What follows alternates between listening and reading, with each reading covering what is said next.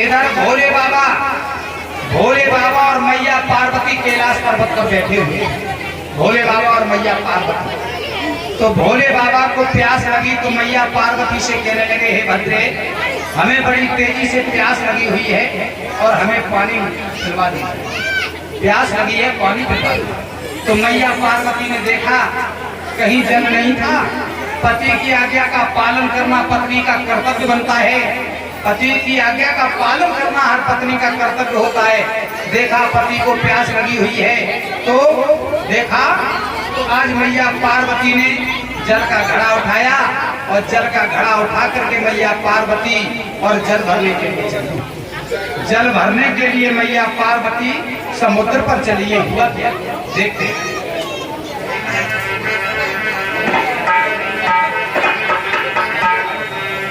अरे शिव चरण लगन होए मन में मगन, चली पनिया धरन से बनारे देसा करते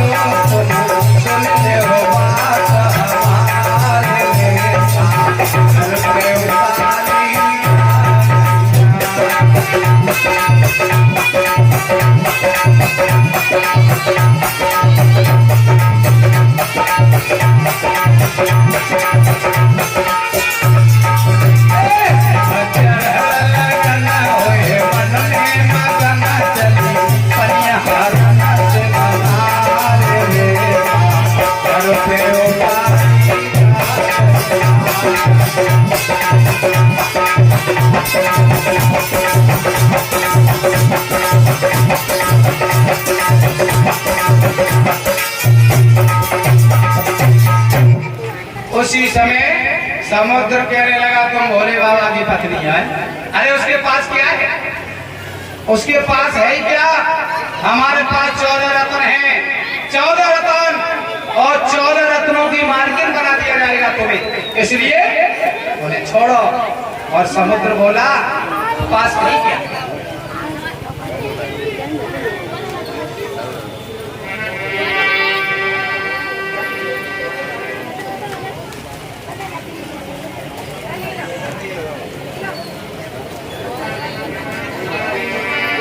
बोलिए आनंद कंद भगवान की।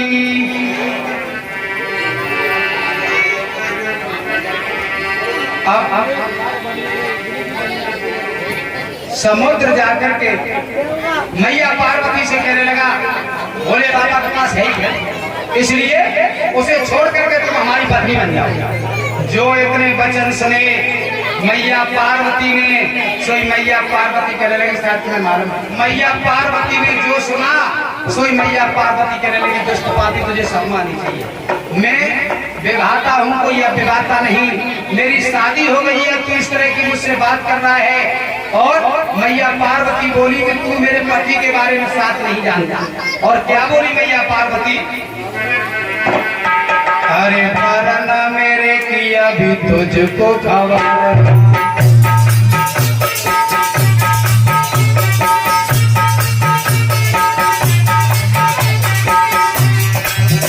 अरे वरना मेरे की अभी तुझको खबर।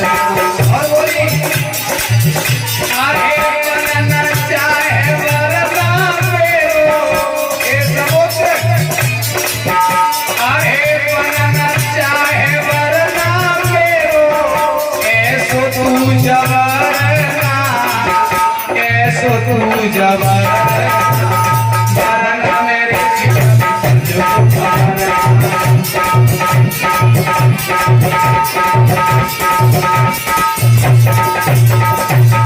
मैया पार्वती कहने लगी साथ तुझे मालूम नहीं, मेरे पति को अगर मालूम पड़ गया तो तू 14 रत्नों का घमंड दिखा रहा है, तेरे पास 14 रत्न ही नहीं रहे। और मैया पार्वती रोती हुई, नेत्रों में आंसू हैं, और रोती हुई भोले बाबा के पास आ गई।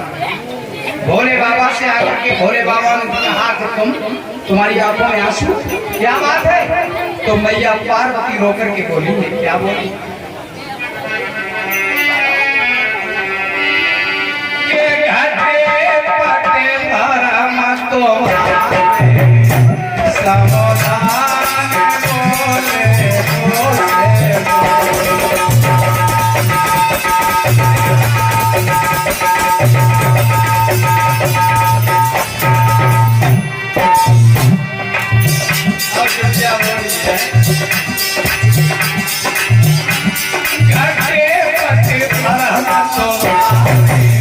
समाधान बोले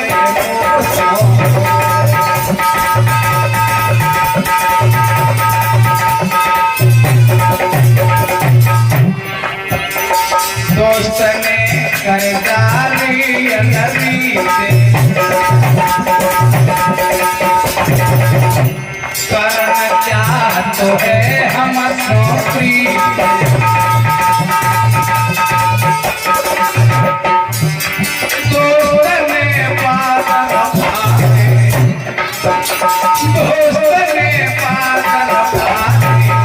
समाधान बोले वो तो बोले।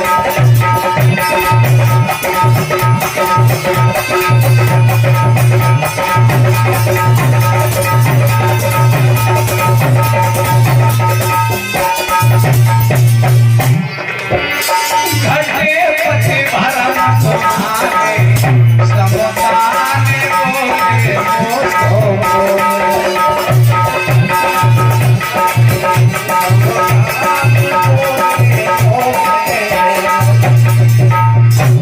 अब तो मैया पार्वती कहने लगी, कोई भोले बाबा को फिर चैन कहा, तुम्हारी पत्नी से कोई अपशब्द कह दे तो तुम्हें सहन नहीं होगी। ऐसे ही भोले बाबा से कहा कि नाथ ये नहीं, उसने तो बहुत कुछ कहा हमसे। क्या कहा? तो मैया पार्वती बताने लगी कि समुद्र ने क्या क्या कहा है तुम्हारे बारे में। और मैया पार्वती समझाने लगी कि समुदा को शर्म नया मेरे भोले, नंगा तुम्हें बता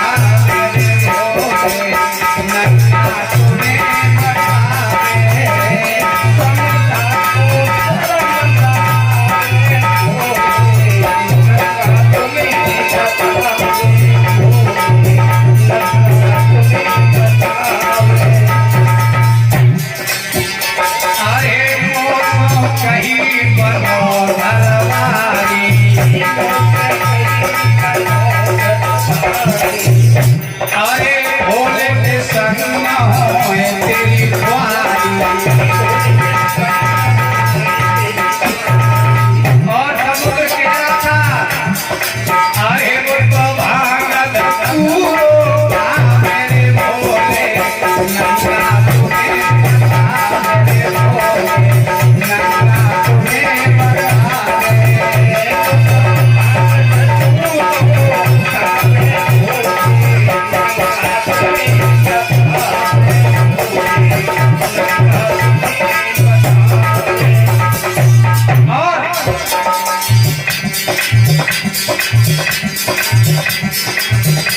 अरे चौदह रतन सौंपे तुमको भोले को छोड़े रहो तुम हमको और भी कहा अरे सोलपा की तिलम लगा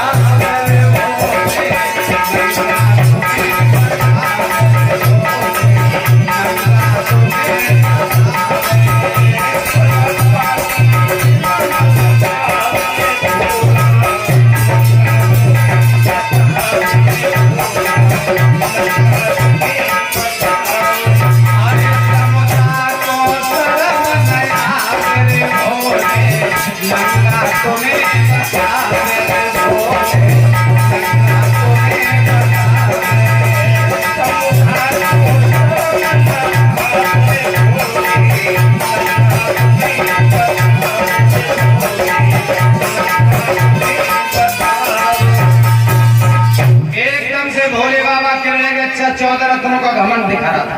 भोले बाबा पर नहीं रुका गया तो भोले बाबा को क्रोध आया, इतना क्रोध कि फौरन ही भोले बाबा ने मद्राचल पर्वत की रई बनाई, शेषनाग की रस्सी बनाई, एक तरफ देवता और एक तरफ दैत्य, और समुद्र का मंथन करने लगे। एक तरफ देवता हो गए, एक तरफ दैत्य, शेषनाग की रस्सी है, मद्राचल पर्वत की रई बनाई। मगर जब समुद्र में मद्राचल पर्वत फहराया नहीं, डूबने लगा, तो भगवान ने कच्छप का रूप धारण कर लिया। भगवान ने कच्छप का रूप धारण किया, कच्छप का अवतार लिया भगवान ने, और कच्छप का रूप धारण करके भगवान अपनी पीठी पर उस मद्राचल की रई चलवाने लगे, समुद्र में डूबी नहीं। अब जब मंथन हुआ तो 14 रत्न निकले। 14 रत्न, वो कौन कौन से 14 रत्न थे, मैं नाम बता रहा हूं। सोनू, अरे श्री मढ़रम्मा दारुड़ी अमित शंख गजरा,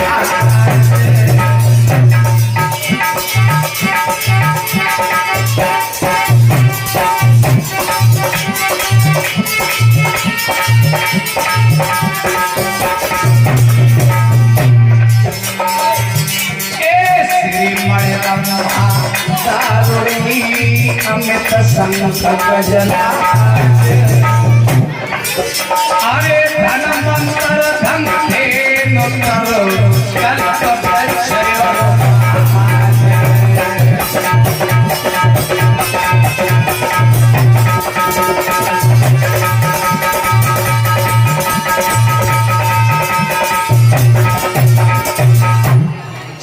निकली। लक्ष्मी जी उसी में से निकली, चंद्रमा भी उसी में से निकला, अमृत भी उसी में से निकला, मदरा यानी शराब भी उसी में से निकली, जहर भी उसी में से निकला, और 14 रत्न ये निकले। तो जब जहर निकला, अब जहर पीने को कोई तैयार ही नहीं, बहुत तैयार ही नहीं, बहुत कोई जहर पीने के लिए। तो भोले बाबा को बुलाओ, जगह लाओ तो अभी प्यार। भोले बाबा को जहर पिला दिया गया। हलाल था, देवता कहने लगे ये पृथ्वी पर फेंकोगे तो महाप्रलय हो जाए, इसका क्या होना चाहिए। तो भोले बाबा से कहा महाराज तुम ही हो जाते। भोले बाबा कहने लगे ना वही पी ले, हमारी पार्वती को तुम रडुआ हो जाएंगे। रडुआ कहता दवा। अब भोले बाबा ने जहर पी लिया। जहर पीते ही पीते इतना हलाल था कि जहर पीते ही पीते भोले बाबा का कंठ नीला पड़ गया। भोले बाबा का कंठ नीला पड़ गया तो भोले बाबा का दूसरा नाम नीलकंठ पड़ गया। वहीं से नीलकंठ भोले बाबा का नाम पड़ा। फिर भी अग्नि जहर की जब शांत नहीं हुई, जब जहर की अग्नि शांत नहीं हुई तो इस चंद्रमा उसी में से निकला था। वो चंद्रमा भी भोले बाबा को दे दिया कि ले उस चंद्रमा को मस्तक पे धारण करो जिससे अग्नि शांत हो जाए। चंद्रमा ठंडा होता है तो चंद्रमा भोले बाबा ने अपने मस्तक पर धारण किया तो जहर की अग्नि को शांत किया। आज भी देखा होगा कि भोले बाबा के मस्तक पे चंद्रमा ये उसी समुद्र मंथन में से निकला था और लक्ष्मी जी उसी में से निकली। तभी तो चंद्रमा का रिश्ता मामा का रिश्ता है। चंदा मामा हम कहते हैं चंदा मामा, हमारे बाप ने कही चंदा मामा, उनके बाप ने चंदा मामा कही और हमारी संतान भी कहती है चंदा मामा, उनकी संतान भी कहेगी चंदा मामा। जो रिश्ता कैसे हुआ चंद्रमा से, तो यही का रिश्ता ये समझ में आया कि यहीं पर समुद्र मंथन से रिश्ता बना है, क्योंकि लक्ष्मी जी उसी में से निकली और लक्ष्मी जी जगत की माँ हो गई और चंद्रमा भी उसी में से निकला, लक्ष्मी का भाई था तो ये जगत का मामा हो गया। यही से रिश्ता है कि चंदा मामा। तो अब चंद्रमा भी भोले बाबा को मिल गया जहर पीने से। अब उसी में से अमृत भी निकला और शराब निकली। बताओ निकलनी चाहिए, आजा मुझे पक्का बट रहे गाँव से निकलिए भटवाइए, आजा आजा मटपिया भर भर के मिले निकलिए सबन मिल रही है बट रही है अब अमृत में निकला तो अमृत का घड़ा तो देवताओं के पल्ले पड़ गया, अमृत का घड़ा राक्षसों के पल्ले पड़ गया और शराब का घड़ा था वो देवताओं के पल्ले पड़ गया। अब देवता का शराब के घड़ा से तभी बदबू आते बोलो मौका नहीं करेंगे। चावल की हवा चंद तो घड़ा को जाओ कर ले और चावल की हवा चंद तो घड़ा को जाओ कर ले, क्योंकि बदबू नहीं आ रही है देवताओं को। अब शराब में परेशान देवता कहता कैसे, और अमृत का घड़ा था वो राक्षसों को मिल गया। राक्षस बड़े खुश हो रहे हैं कि अब तो हम अमृत पी लेंगे फिर देवताओं को देखेंगे देवता की तरह, बड़े खुश हो रहे हैं। सोई फिर देवता परेशान हो गए, देवता भगवान की विनती करने लगे चतुराना रक्षा करो, चतुराना रक्षा करो। अमृत का घड़ा राक्षसों के हाथ में है और हमारे हाथ में जो शराब भरी गई है, ना कहीं घुटी जा रही है, दम निकलो ही जा रहा है, इतनी बदबू आ रही है, कुछ रक्षा करो प्रभु, कोई रक्षा करो। तो भगवान ने देखा कि राक्षसों को टहलाने के लिए कोई और उपाय चाहिए, ताकत दिखाएंगे तो ये अमृत पी लेंगे जबरदस्ती, इसलिए युद्ध करना भी इनसे युद्ध भी नहीं कर सकते, क्योंकि युद्ध करने जाएंगे तब तक ये अमृत पी लेंगे। कोई ऐसा उपाय हो कि अमृत ये पी न पाए, अमृत हमारे हाथ में पड़ जाए। तो भगवान ने सोच समझ करके और मोहनी का रूप बनाया, मोहनी का रूप। और राक्षस की एक खास पहचान होती है कि पराई स्त्री को देख करके मोहित जल्दी हो जाता है। ये राक्षस की खास पहचान होती है कि पराई स्त्री पर मोहित जल्दी हो जाता है, सर्वस्व न्यौछावर करने के लिए तैयार हो जाता है राक्षस। तो भगवान ने मोहनी का रूप बना दिया, इतने सुंदर बन गए, इतने सुंदर बन गए भगवान मोहनी के रूप में, इतने सुंदर कि चेहरा में जो कोई देखे सोई निगाह बांध के ही रह जाए। भगवान बड़े सुंदर बन गए। कवियों ने तो बहुत कुछ लिखा है मगर वक्ता उसकी कल्पना नहीं कर पाते, थोड़े से रूप में कल्पना कर रहा हूँ कि देखो भगवान कितने सुंदर बने। अरे चंदा सो मोखारो बिंद शोभाहु कहीं और मृग जैसे नैन लगे अंजना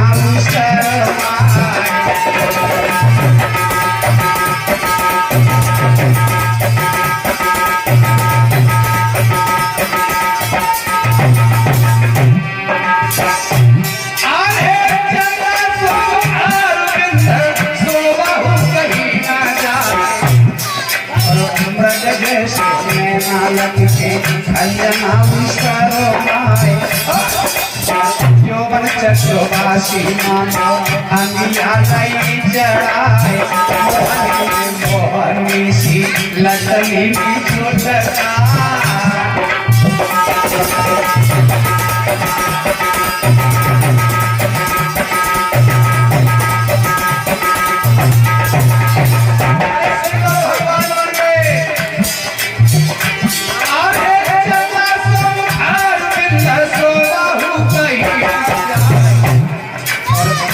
जैसे नालक के खंडना विस्तारो मारे और यौवन चट्टोबासी मानो अंगिया तई चढ़ा मोहनी ने मोहनी सी लटली सी छोटका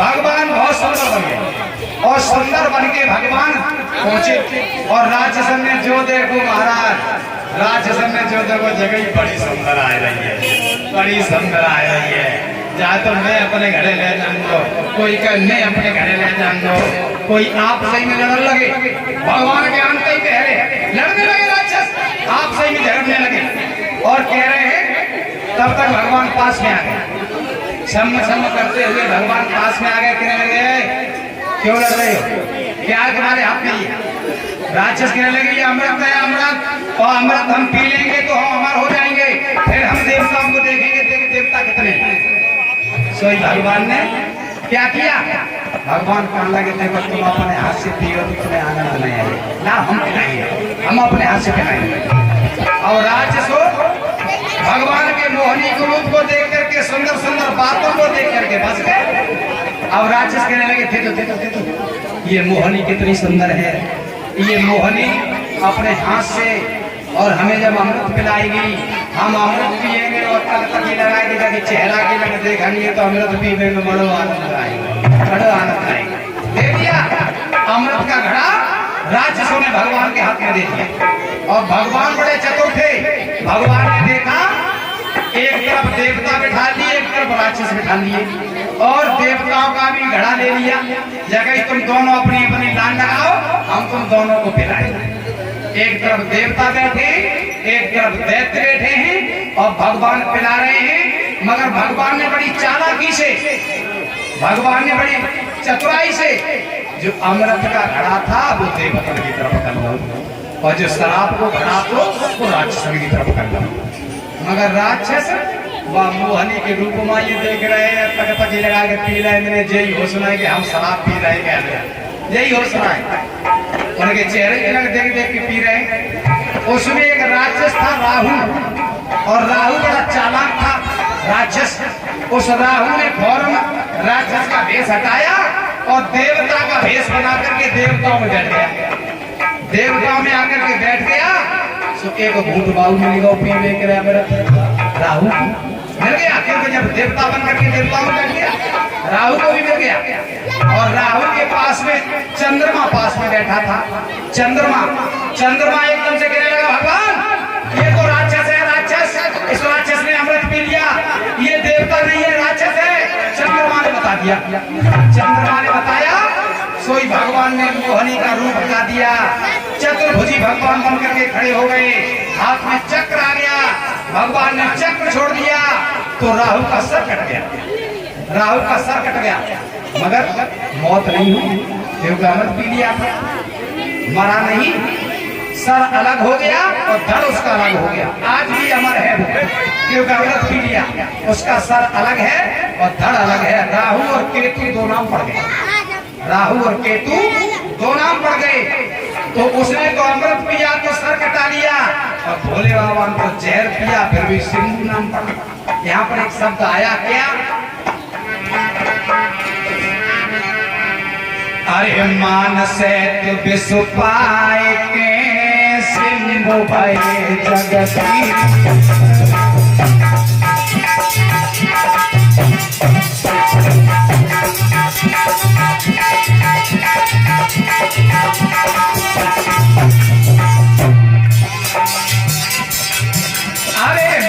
से तुझ सुपाए के सिंधु भय जगती और बिना माने अमृत हो पियो राहु घटायो शीत